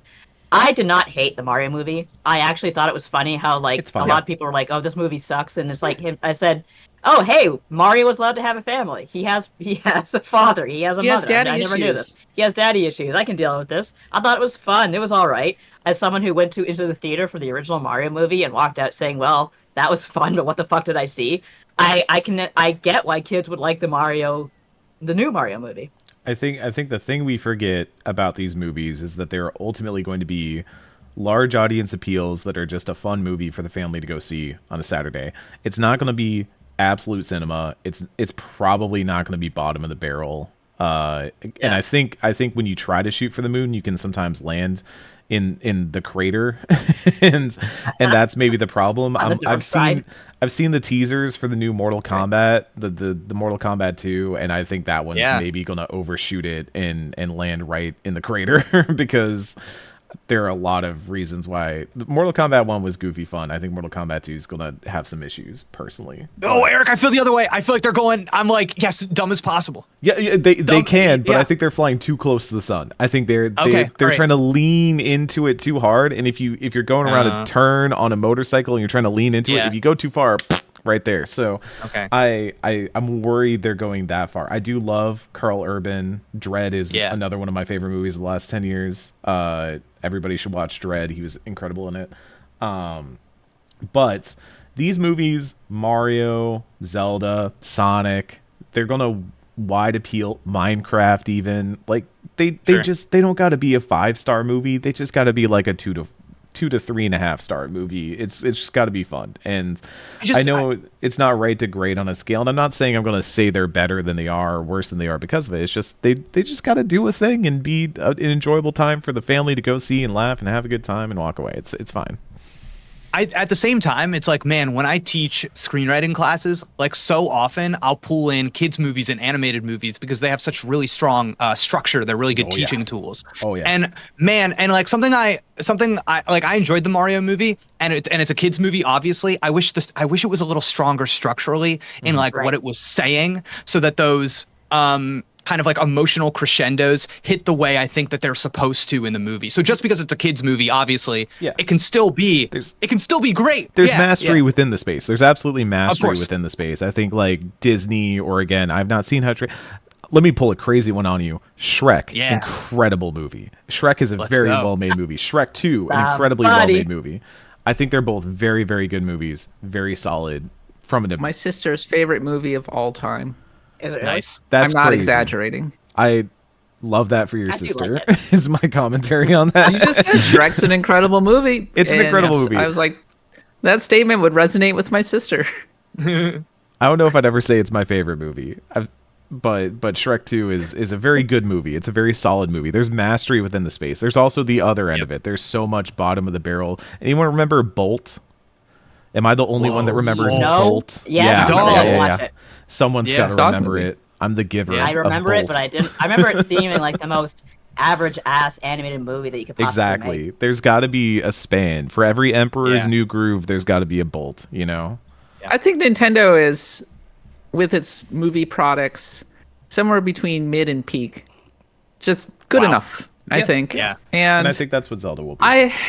I think people would kind of wish that Zelda could be up to the level of the games, actually, because I think Tears of the Kingdom is one of the greatest games I've ever played, period. It's a beautiful game. Breath of the Wild redefined a lot of the ways that not only do games look, but the way that games play. And I do think it's okay to expect something similar, because we associate Nintendo with quality. So it's a little disappointing in its own way that Nintendo is going for family-friendly, mainstream, not that amazing fare with its cinematic products. But Zelda, Zelda's a mainstream we don't really know anything family about video Zelda, game. Like everybody plays so Zelda. Tough. That's also incredible. Because like it's Mario, the way they function for the brand is so different. Like Mario has catchphrases, and Mario is like this whereas like the Zelda brand and IP exists primarily in like tattoos and T-shirts and Hot Topic. It's a completely different animal. So it does make you wonder. Cargo shorts, it just makes you wonder what. Because if you look at these movies as like practices in strengthening a brand, it's like, okay, what part of the Zelda brand are we focusing in on and making part of this? You know, right? Can we all go see the Zelda movie, but we all wear a Triforce shirt and cargo shorts and like some like khaki or brown like flip flops or something? Yeah. Zelda has some parachute pants. Zelda has some parachute pants. Just don the attire of an era, of a generation. And the chains and the chain wallets. We gotta have the chain wallets. They're important. Speaking of chain wallets, I'm just looking for a good segue here. I'm sorry. I feel like we buried the lead a little bit. Eric, you're playing Final Fantasy IX? Yeah, I decided that in my pursuit of saying things that make people mad online, that I should probably have... So have you finished Final Fantasy VI yet? No. In my pursuit of saying things that make... Look, we got to stream the end of Final Fantasy VI. Finish Final Fantasy VI. We have to stream it. That's the problem. Oh my god, finish it. I haven't found the good time to do it yet. Anyways. Eric, I finished Final Fantasy VII Rebirth. I believe in you. You can finish Final Fantasy VI. I got a lot of stuff going on right now. It's hard to find like a good 3-hour chunk of time to stream. So you started 9? Yeah, because I could just do that at home. I could just boot that up and play, and then like I played for like a couple hours. And I was like, I'm done. But I don't have to like be streaming. I don't have to be online. I don't have to like look at chat. Like it's a different thing. It's a different thing. Okay, so you're playing 9. How far are you? Airship crash. I'm in the forest right now. So you're right exploring all that. Basically. Yeah. I did the whole intro sequence. And that was kind of my takeaway is I think I understand why as a kid I did not like this game. Because I think as a kid, did you ever have that era where suddenly you thought you had to be cool? You thought you had to be an adult, and so that seemed childish, you like tried to eschew. And this didn't just include like silly things, but also, you're like, oh, Linkin Park, that's what people listen to when they want to sound edgy and cool. I listen to something else. It's like, no, actually Linkin Park's kind of awesome, man. Linkin Park's pretty great. Linkin Park rules. To answer questions in the chat, I did not use any of the update mods. I'm playing on my Switch too, so I'm just playing the Switch version. And that is one thing I'll say is that I'm maybe not on team we need a Final Fantasy IX remake, but I think we do need a better version of Final Fantasy IX that's more widely available, because on Switch I was very surprised at how long some of the load times and menu actions and now even imagine just playing that on the original hardware. Even just loading into some of the early fights, I was like, why does this seem like it's chugging on a Switch 2? That's crazy. And And it's really funny that when you pause on the Switch version, in the pause menu, not even in any of the sub menus where you can also get to this stuff, but in the pause menu, it's like, hey, you want to turn on cheats? you want to turn on 9999 mode? Do you want to just like hit the thing that makes this game easier? It's in the pause. Like you just stall the screen. It's like, hey, you want to turn these on? But what I will say about Final Fantasy 9. I'm not saying that this is suddenly like, oh my god, it's actually the best Final Fantasy ever. I think the thing that has really won me over about it and wanting to play more of it is that it is so goofy and fun and enjoyable. A lot of the characters are just so almost cartoonish. Like Steiner is just constantly doing meme faces all the time, and he's always just caught up in some mess that he does not want to be a part of, which is very fun. Vivi is just a little guy. We love Vivi. Dagger and Zidane have a surprising back and forth that's just really good. I think Zidane has the most unearned swagger of a Final Fantasy protagonist that has ever existed. And I love that for him. I think it's great. I think he's really funny in that regard. Like he's just this Catboy Leonardo DiCaprio, and he's just playing it up, and it's really fun. I everything about it is just so goofy and enjoyable. He's a monkey, excuse me. Yeah, he's a monkey. Right, oh yeah. He's Son Goku. Monkey. You're right. He's a Saiyan. Yeah, he's look out for the moon. I love the active. They're not active time events. No, they are active time events. The where you can kind of cut away the skits or whatever. I feel like that is a relic of old RPG design that we have lost along the way over the years, but being able to like hit the button and go see what other characters are up to, or getting a little party moment or something like that. I've been playing Bravely Default on my Switch 2 as well, and having those little moments where the party is just kind of chatting, or there's like an event happening that you can kind of listen in on is a really underrated piece of gameplay design in the RPG space that I really would like to see more. Speaking of 3DS RPGs that actually look fantastic, Bravely Default is the one. I did not, Chris Mahoney in the chat saying, I wish you streamed your FF9 playthrough. I did not stream it. I did live skeet it. So you can see it on Blue Sky if you want to go check that out.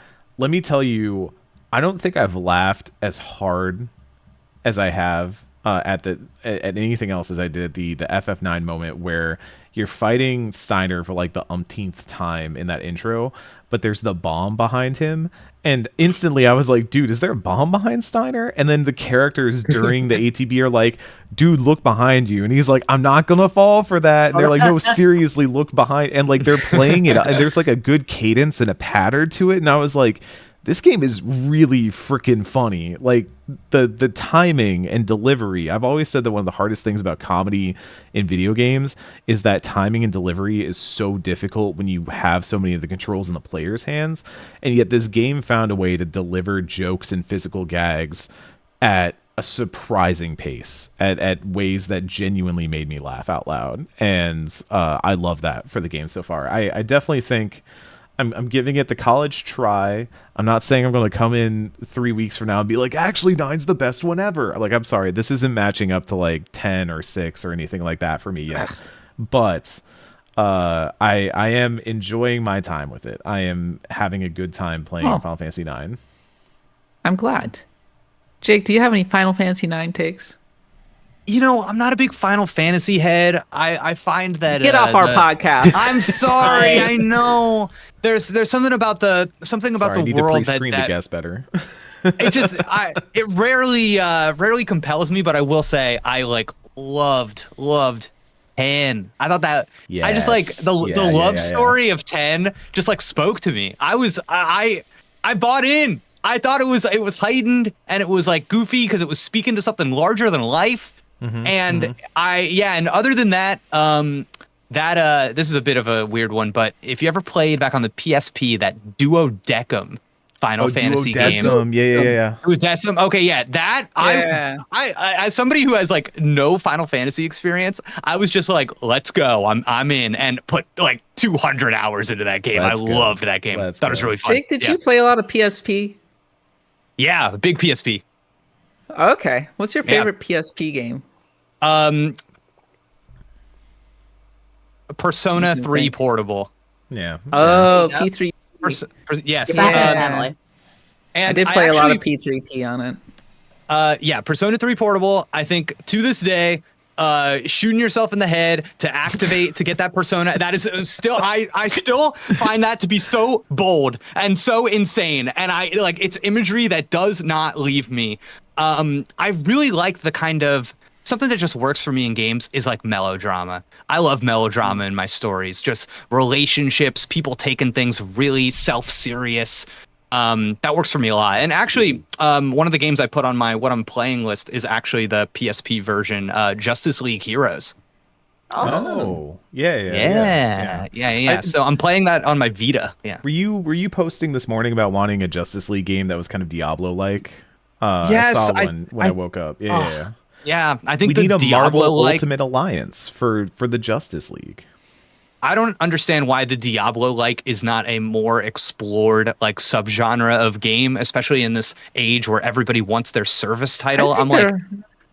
I think there's a lot of Diablo-like games, specifically recently. for the franchise crossover. Like, can you imagine if there was a game where you were going through famous Final Fantasy areas and your party I'd play was a Final like, Fantasy Diablo was like in a like different heartbeat. Final Fantasy characters. So it's like, oh, my team is Ishtola, and then I've got like support characters from here's Cloud coming in to help me out. Yeah. Like I'm printing money right now.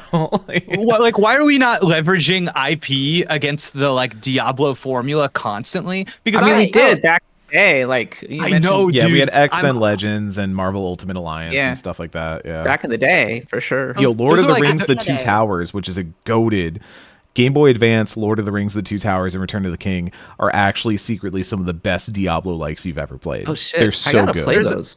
There's a Shrek game too, by the way. That's there's like one of these. Diablo. There's a Shrek Diablo, and it's fun. I should tell my sister about this. Yes, that sounds fun. That sounds amazing.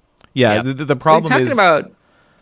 I was just gonna say the problem is like the Diablo like is monetizable, but it's not as monetizable as other forms have been. And games like Lost Ark, that's the dirty secret.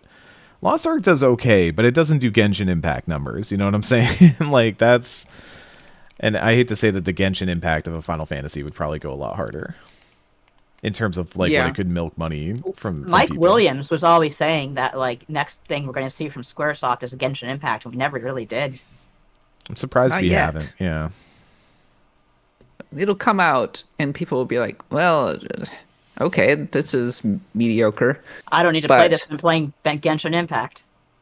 To bring it all the way back around before we wrap up, you were mentioning the PSP, Jake. Mm-hmm. Now that's a system that is fantastic in a retro handheld context that is basically inaccessible these days, in this day and age. You can get Advent Children, or not Advent Children.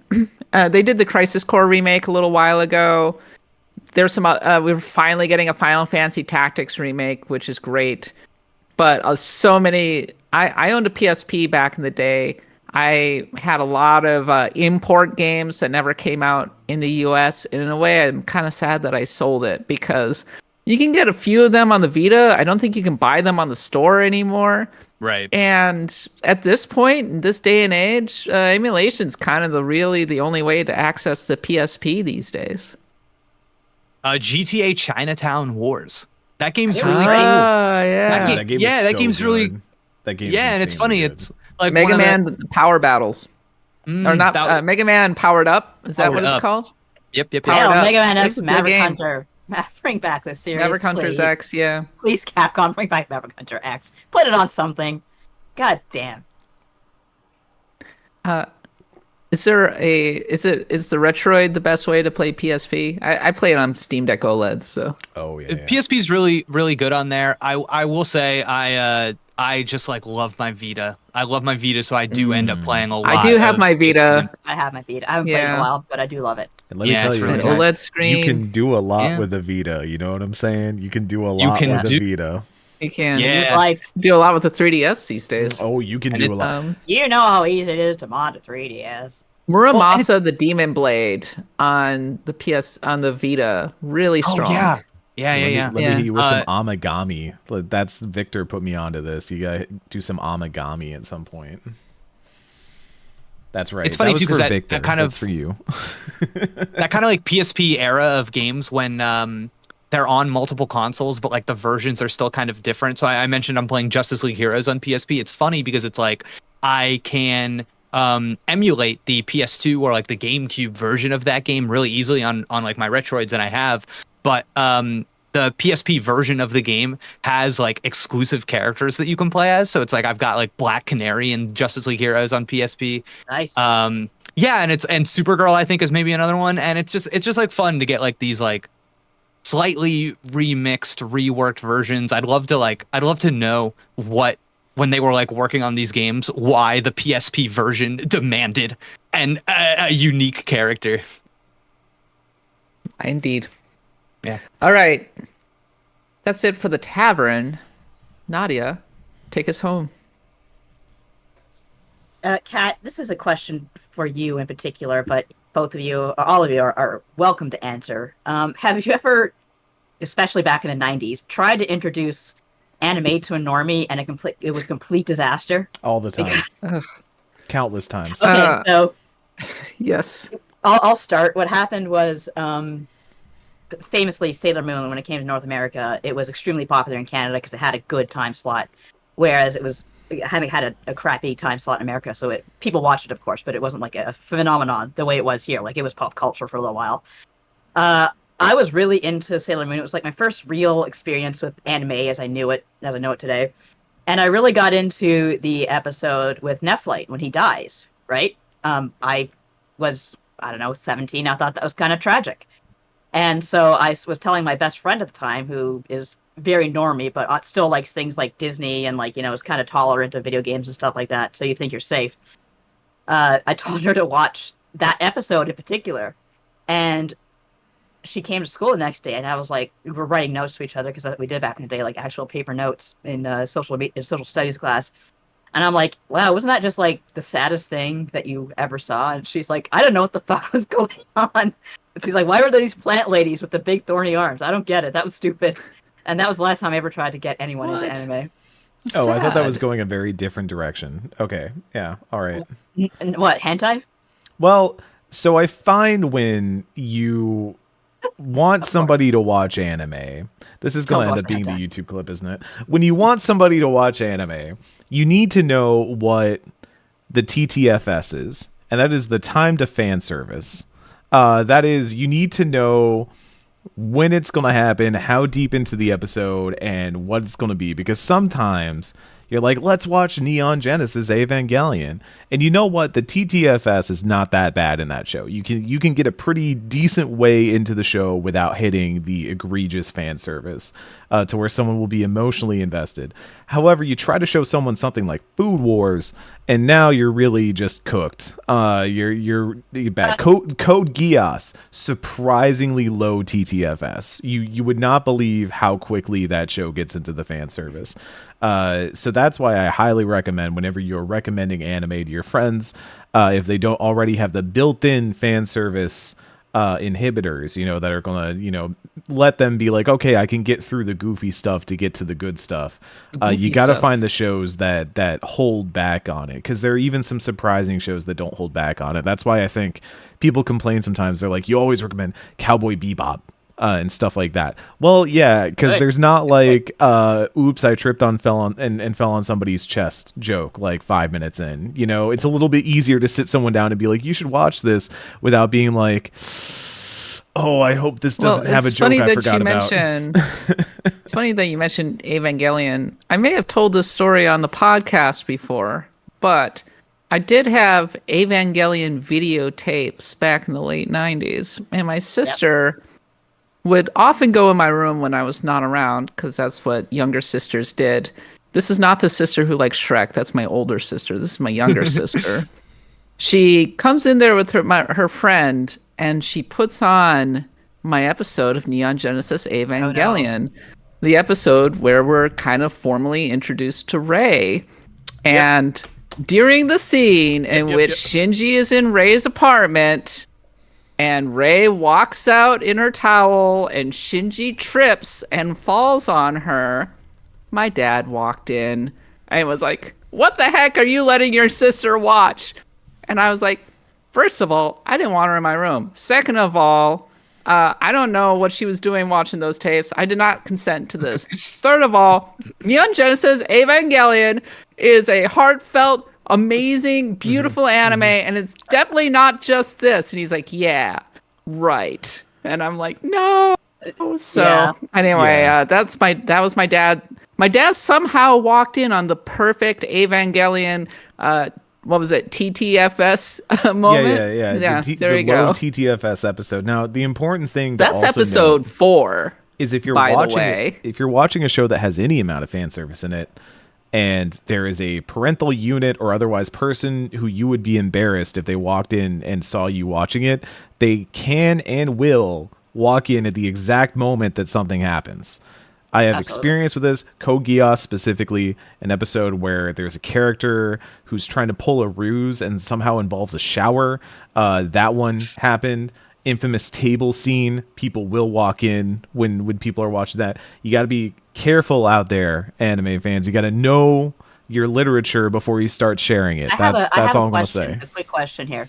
I'm seeing people kind of scream about Food Wars. Why is Food Wars not a very easy to get into anime? Okay, so Food Wars is a battle anime about God. I'm just like clip farming right now.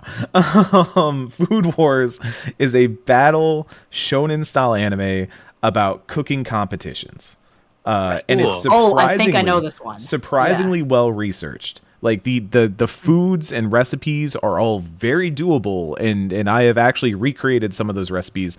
I also like it because I personally, when I see a shonen anime, I don't always love the ones where protagonist always wins through the power of friendship and stuff like that. There's an incredible arc in Food Wars where the main character is in a tournament and loses and has to learn from that and discovers that he has only been cooking for quality and not been cooking for himself. He has not defined a style of his own, and he is driven by this failure. And that really spoke to me. I love that moment of like seeing a character fall down and learn how to get back up from it. And it was really moving, really touching. Now, the other problem is when the female characters of this show eat the really delicious food, they tend to go into an orgasmic state of ecstasy that blows their clothes off. And it's one of those moments where I have to tell people that Food Wars is legitimately one of the better battle anime tournament arc style series that I have ever watched. It has some really incredible emotional highs and comes with some of the largest asterisks that I've ever had to put on an anime recommendation in my life. You've really got to be able to work through it. This is extremely similar to a conversation my friends and I just had the other day about how some of these animes, there's these hentai plots that kind of make you say, but I want to find out what happened to the Ninja Sex Clan. Hey, wait a minute, get back here. It's a really weird, like, I even think Evangelion, we talked before about it has its own moments. And I think those serve the plot in an important way. I do think there is some meaning to some of the more there's still some goofiness, and I think even that illustrates that these are characters who are just living out the way they might live out if they were normal people and all that kind of stuff. I'm not trying to be a prude. I am saying that I don't think there's any beneficial textual benefit to having people's clothes blow off when they taste the good food. Other than horny. Or is there? Yeah, and that is and that's the hard part, because like Food Wars is a really good competition anime that has really good cooking stuff, and the end of one of the tournament arcs it's a really good competition food anime. Just ignore all that stuff. Yeah. Look, you know how people do cuts of Naruto where they're like, I cut out all the fillers so you can just watch all of Naruto all the way through. I'm gonna cut Food Wars to where we cut out all that stuff. Wow, this thing's 10 minutes long. All right. And on that note, that's it for this week's episode of Axe the Blood God. Thank you so much for listening. If you enjoyed the show, please consider supporting us on Patreon, patreon.com/bloodgodpod, where you get access to all of our bonus episodes, our Discord, and everything else that's been going on around the podcast. Jake, you're our special guest. Thanks so much for joining us. Where can we find you? Oh my God. JakeSteinberg.substack.com. That's where I write about video games and storytelling. That's, I think, my number one thing. And if people would check that out, click around, read if a story calls out to you, just give it a little read. I voice all of them too. So if you're not a big reader, just want to give it a listen, hit that little play button at the top. You can hear me make my way through some of those pieces. That would be the number one thing. Thank you so much to anybody that chooses to check that out. Thank you so much to you, and thanks so much to everybody who is joining the podcast. We're now heading into the Axe of the Blood God post show with our Stars of Destiny. We're going to talk a lot more about the various topics. I'm sure we're going to hit lots of great stuff, so please look forward to that. In the meantime, I've been your host, Kat Bailey. We'll see. Thank you so much. We'll see you next week. And for Nadia, Jake, Eric, and myself, happy adventuring.